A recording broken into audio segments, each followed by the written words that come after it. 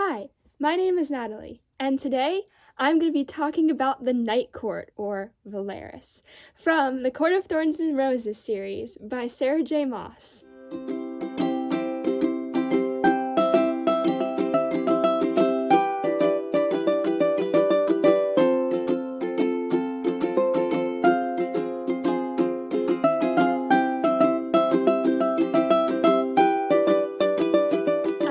Put some disclaimers at the beginning of this video.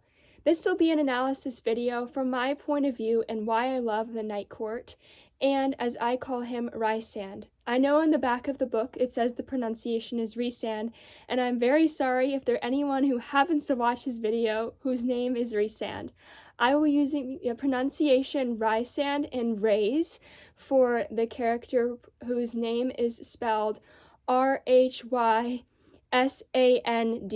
or RHYS. That's just the first disclaimer. The second one is that I will be talking about mostly what happens in A Court of Mist and Fury, and not really so much the other books, specifically A Court of Thorns and Roses. Yeah, that's pretty much what I want to say. Also, the biggest disclaimer that I'd like to put in here, or morally should I say, spoiler alert. I am going to be talking about the character, as I call Rhysand, in great depth. And if you have not read past A Court of Thorns and Roses, you will definitely not have the same opinions that I have about him. And I will probably be spoiling a lot about his character for you. So, please read A Court of Mist and Fury before you watch this video. I'm warning you now, he's not what you think. Okay, so now that all that's out of the way, let's talk about Rhysand. Rhysand, or Rhys, is a character that is introduced in the first book of A Court of Thorns and Roses series. In the first book, he's seen as an antagonist, meaning that he does things that go against the main character, Feyre's, points of action, or what she is trying to do. We learn at the end of the novel, A Court of Thorns and Roses, that Rhysand has some pretty deep stuff going on. And when he looks at Feyre, he kind of has this look in his eyes that something is wrong. And that's about all that's really necessary for understanding what happens with him in The Court of Thorns and Roses. Except for that he makes a promise to Feyre, or should I say a contract with Feyre, that says, I'll get you out of this thing, meaning whatever she's trying to do at the end of the novel, which is getting out of Amarath's court and completing all the tasks. He says, I'll help you so long as you, after this is over, come to my court once every week whenever I say I want you there, and you will spend a week of the month with me every month, which is a really weird bargain. This poses Rhysand to be a very mean and very terrible person, which is certainly not who he actually is. I don't know if anybody has looked on Pinterest about different pins and stuff like that, but I've commented a lot on Rhysand's character there. By the way, quick plug, you can find me at Mindlander4 on Pinterest. Yeah. So Rhysand may be presented as an evil dude in the first book, but he is far from it. In fact, I have debated with many of my friends that Rhysand has no flaw, and I am prepared to state this point and explain why it is true. Now, all you people out there who didn't listen to the spoiler warning and who only know Tamlin think, Natalie, you are so wrong. You have no idea what's going on. Tamlin is the only good one. Tamlin is not good. He's a terrible person. And if you're still watching this video, I'm sorry if I just spoiled that for you, but I told you not to watch past the beginning, because there's a dramatic character shift when A Court of Mist and Fury comes. First off, Rhysand never actually goes up on his bargain until Feyre asks him to. When she's about to get married to Tamlin, She looks at her palm, which has an eye on it where Rhysand has put a tattoo, which is a little creepy, and says, "Help me, get me out of this situation," because she feels cornered and clawed. This man, Tamlin, watched her kill this giant worm and go through all these other tasks and save him and sacrifice her life for him. And he wants to keep her in a cage. Great job, Tamlin. Rhysand only collects his bargain when Feyre asks him to, and he brings her to the Night Court. And let me just say, of all the fictional places I've read, Velaris, the Court of Dreamers and Dreams, the Court of Starlight, is by far the place that I would most like to visit. Here's where the real Rhysand comes in. When we get to the Night Court and we finally get to see the people that he hangs out with and he handles his town and all the people he rules under, we finally get to see the real Rhysand. If anybody has ever read Pride and Prejudice, yes, we're making this description here and this connection. In Pride and Prejudice, when Elizabeth goes to visit Mr. Darcy and his house, Pemberley, she sees a dramatic shift in his character. Since then, he had been prideful and frankly kind of awful. But when he goes to his home, he is very sweet, very kind, and at peace. And for once, he's not all tense and prideful, and he sees her. And I feel like that's very similar for Rhysand. Except that Rhysand was never prideful and never does anything for his own gain. Never. I'm gonna put that out there because if you can find one instance where he does it for his own gain, please put it in the comments below because I guarantee you will not be able to find an instance of this. Let's talk about the Night Court. We've got Cassian, Azriel, Amren, and Morgan, and of course, Rhysand, the High Lord of the Night Court. His court consists of people who are not just ordinary people or not even people of high standing. They consist of people who were born out of wedlock and are considered to be scandalous in society and people that are not even human or fae. There's one that literally drinks blood and that's it, and that's pretty weird. But Rhysand lets them stick around and lets them rule. So the Night Court is not like any other average court within the rest of the book, which is really interesting, and throughout the whole course of the series. It's very much hidden. Velaris, the city of Starlight, is completely hidden. When Rhysand is taken by Amarathra, his last action is to put a spell over the city that will protect it, so that way she cannot touch it. It is his beloved home, his beloved town. And everyone in there is not like some great, powerful folk. It's all the people that he rules over, all the people that are his family or that he sees as his family. And he deeply, deeply loves them. His people are kind of his children, almost, in a way, and he really wants to care for them.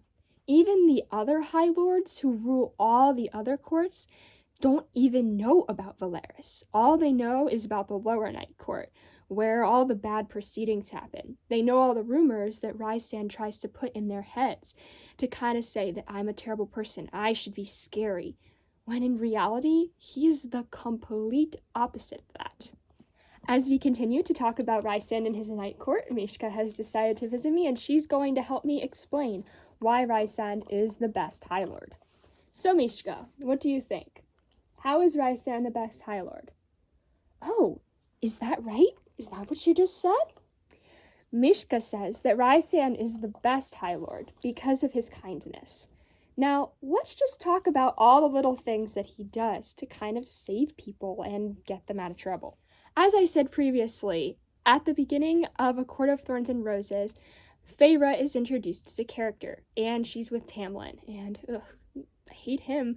Anyway, at the end of the novel, we finally get to meet Rhysand, and the first time we meet him, he's at the party that Feyre is at, and he helps her get away, but she says that he's very dangerous and probably even more dangerous than the people that she saved him from. But Rhysand does not pursue her, nor does anything bad towards her. In fact, he looks at her and says, "You're the one I've been waiting for all this time," or something like that. And she's like, "What? Okay." And she thinks that he's just saying that to get her away from this other situation that she's in that's not a good situation. But the reason Rhysand says that is that in his dreams, he kept getting these things of people who were painters, a girl who would paint the night sky, and he knew when he looked at Feyre that this was the girl in his dreams. Now, why is this so powerful? Rhysand has been under the slave, I guess, contract of Amarathra. He decided to become her bed partner because he wanted to protect not only his town, Valeris, and all of the people there, but also to protect the other High Lords, even though they don't appreciate him for it, especially Tamlin. Rhysand is completely self-sacrificial in this way. He doesn't want anything bad to happen to his people. He doesn't want anything bad to happen to the other High Lords, even though Tamlin and his father literally killed Rhysand's family. Wow, he is great. But he really does care about everyone that he rules over and everyone in pretty much the whole book.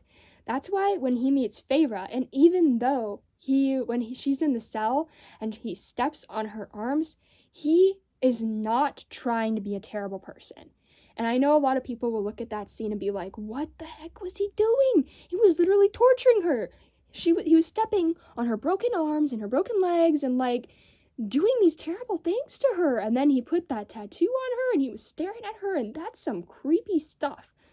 Well, he had a reason for doing all of it, and it's a pretty darn good reason.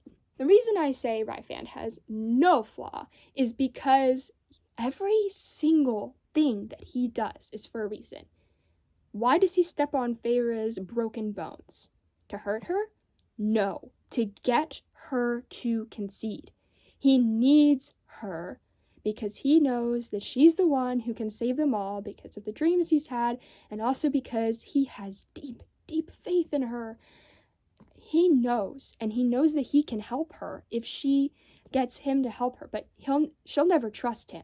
So instead he's got to force it out of her. Now, is that a terrible thing to save humanity and to save all of the Fae? I mean, it was a big decision and it was a terrible thing to do, but did he do it without a purpose? No, he had a great purpose to doing it. He was trying to save everyone, including Feyre herself. Additionally, while Tamlin watches Feyre slowly fade away as she becomes nothing, begins to lose weight, becomes very skinny and very small, he does absolutely nothing. But you know who does? Rhysand. The first time that Feyre is in his court, he introduces her to that beautiful city of Starlight, even though she doesn't know it, and he doesn't tell her. And though he pretends almost to treat her as a prisoner, he never does that on purpose. And the reason that he does that is he doesn't want to give her a false sense of hope. He wants to protect her. And he doesn't want his city and all of his people to somehow be taken away from him. And when she says, "I want to get away from you," he's like, "Okay, but just stay here for about a day and tell me what you think after a day. And then if you don't like it, I'll let you go. I'm not going to keep you here as my slave." That was never the intention. And she's surprised by this because why would he have made that bargain in the first place? He made that bargain in the first place to save her. And he knew that the only way he could get her to agree to something like that is if he did something terrible, like spying on her and putting an eye on her hand. And even though that's really weird, what he was trying to do was make sure that she's safe, because he knows Tamlin, he knows what Tamlin does, and he knows that Tamlin is an awful person, and we learn that very much in this book.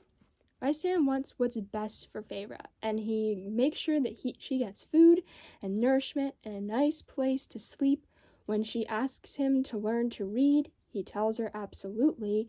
He does make her write all these letters that say, like, Rhysand is the best, and she wonders why he does this, and I'm sure a lot of her readers wonder why she does this, and there are a lot of pins on Pinterest that talk about this, and I've definitely commented on a lot of them, that the reason that he did that is because he doesn't believe that he is the best. He thinks that he is a terrible person because of all the things that he's done, and everybody that seems to hate him.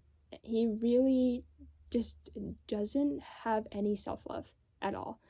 And that might seem hard to believe, but if you go back and read all the sections in the book, you'll find that this is true.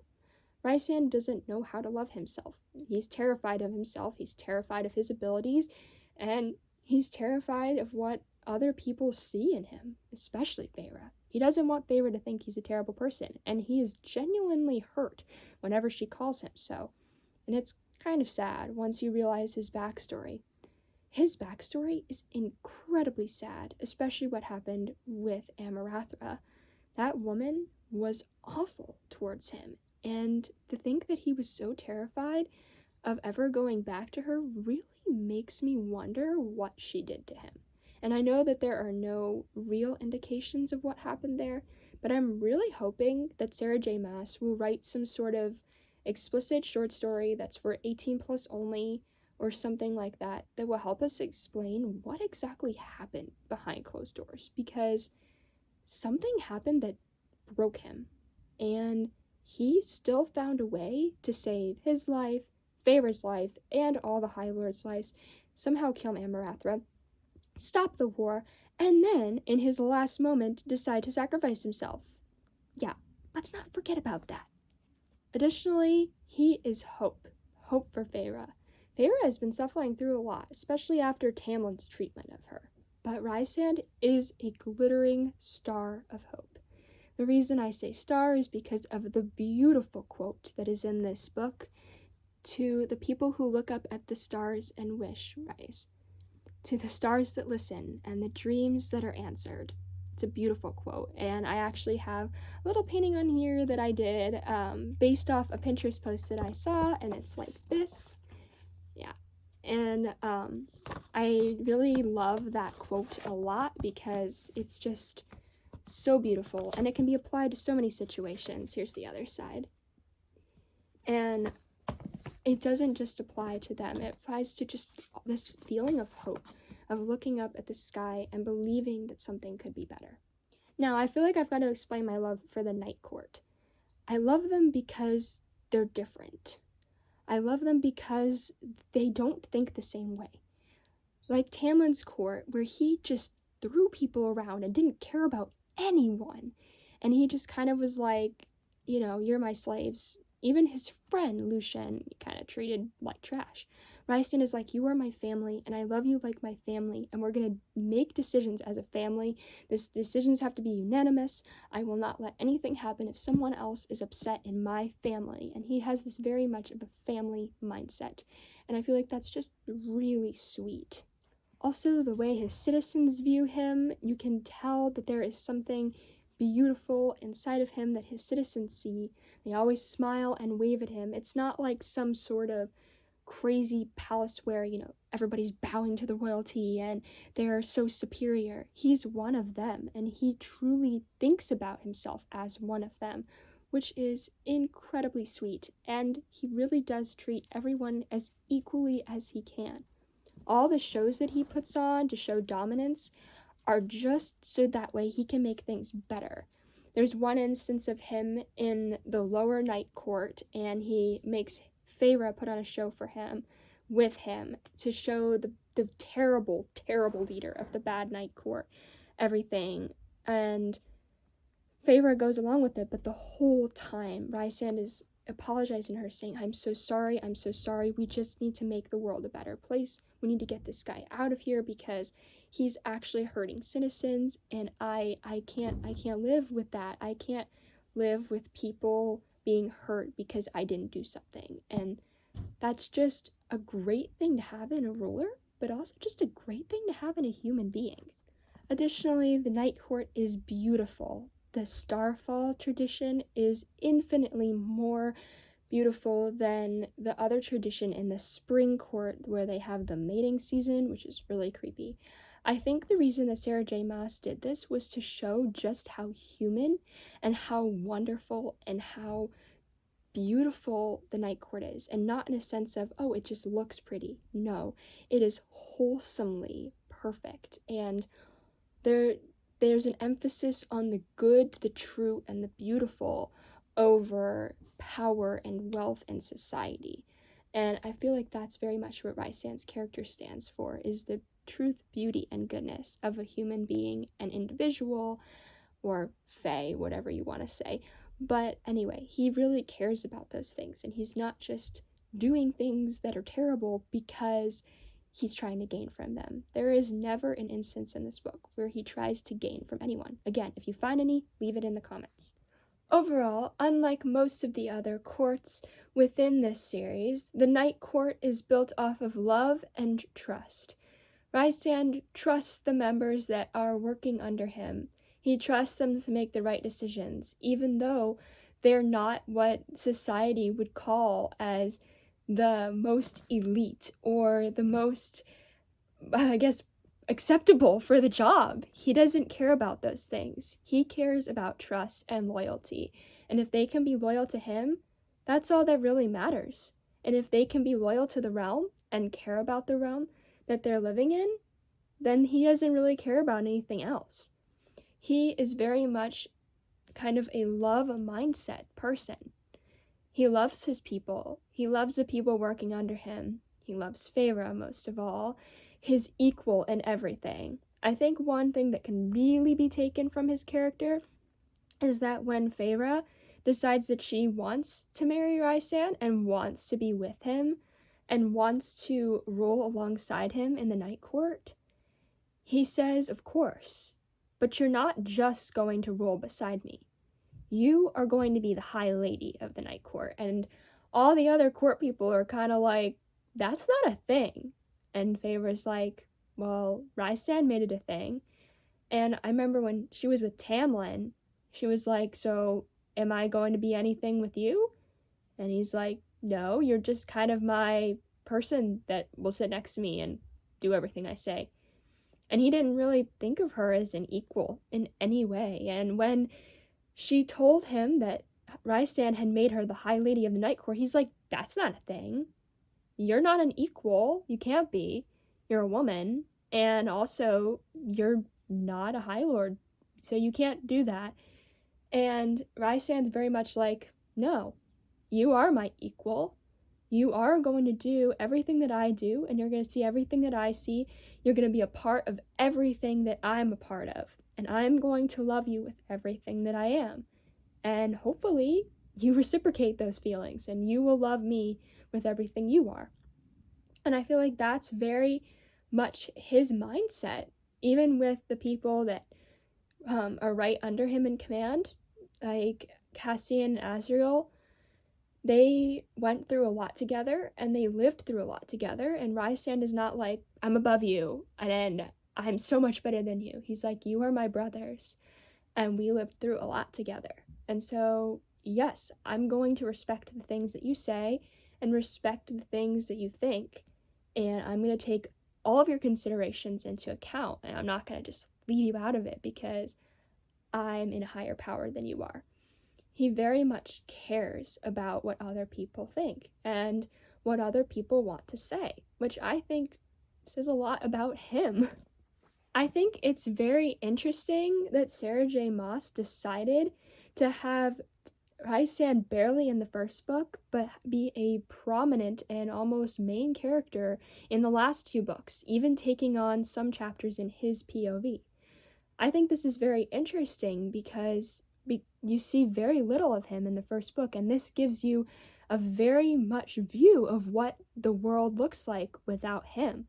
You see Tamlin and how he acts and how some of the other High Lords act and how they kind of rule in this terrible, cruel way and how they're very scary. I mean, the Fae are very scary in the way that they're looking at humans and are kind of seeing humans as only humans and as something inferior to they are. And you just get this very mindset that Feyre does not belong in this kind of court, and she tries to find her way and she tries to fit in, and you as the reader are trying to fit in, trying to get into this part of the world. And then you meet Rhysand, and you see his court, and you see how humanized it is, how much he cares for his people. They don't even know that there's a world outside of their bubble, because his world is so safe, so sacred, and he just doesn't want anybody to ruin it. And even though he cares about that world, he was willing to let Feyre leave it, willing to let her go out, because, again, he's built on trust. And he just cares so much. And even though the first time you meet Rhysand, he seems like an awful person and an awful fae, and just overall very immoral and very terrifying, you realize after a while that the real terrifying thing is that you never saw how terrible the world was without him, and how scary the other courts are, and how terrible their operations are, and all of their different functions, and how they work. I mean, they are so immoral and also just terrifying. Like, why would you want to live in any of those places? They just operate on this system that is just not good. And Rhysand is just the complete opposite of it all. And I just find it fascinating that Sarah J. Maas put us in this world of, we think we know everything, and we think that he's terrible, and then the whole world just completely flips, in that we suddenly realize we were wrong, and that everything that we know is a lie.